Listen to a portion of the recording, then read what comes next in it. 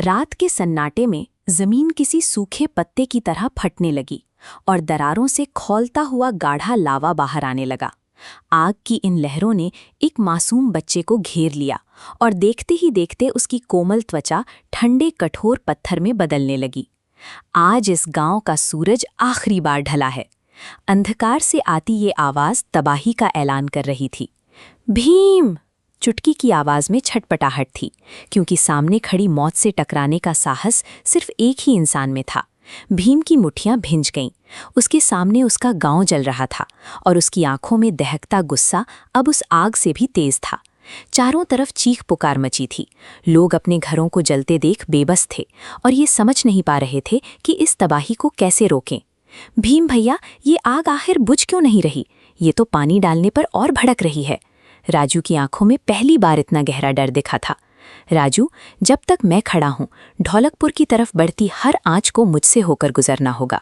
भीम का ये भरोसा डरते हुए लोगों के लिए ढाल बन गया। राख के ढेर के नीचे जमीन पर एक प्राचीन निशान खुदा था, जिससे रुक रुक कर गहरे नीले रंग की जादुई चमक निकल रही थी। गंभीरता से, ये निशान ठीक वैसा ही है जैसा पुराने ग्रंथों में तबाही के देवता का बताया गया है।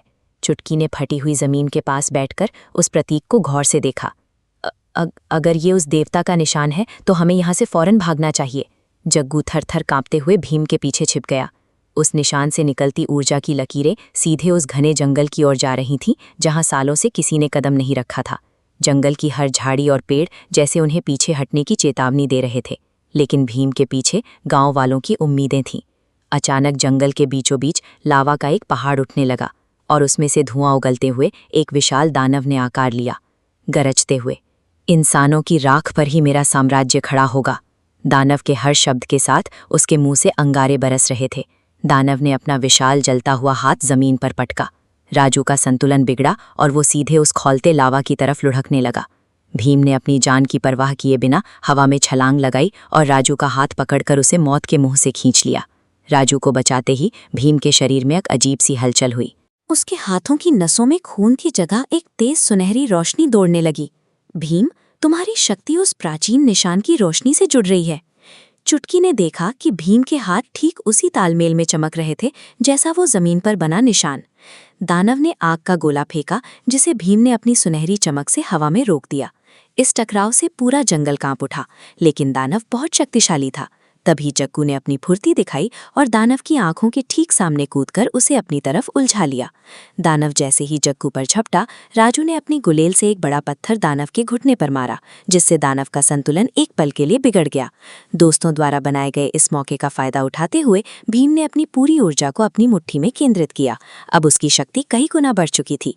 भीम का मुक्का दानव के सीने के ठीक बीच में लगा।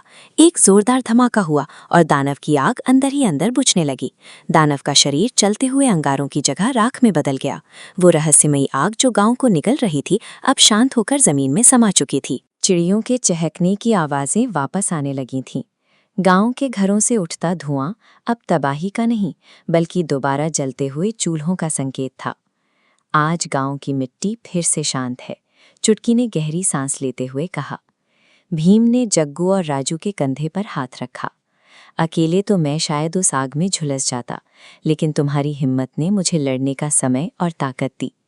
आग चाहे कितनी भी खौफनाक क्यों ना हो, अगर उसे बुझाने के लिए कई हाथ एक साथ उठें तो जीत हमेशा जीवन की ही होती है।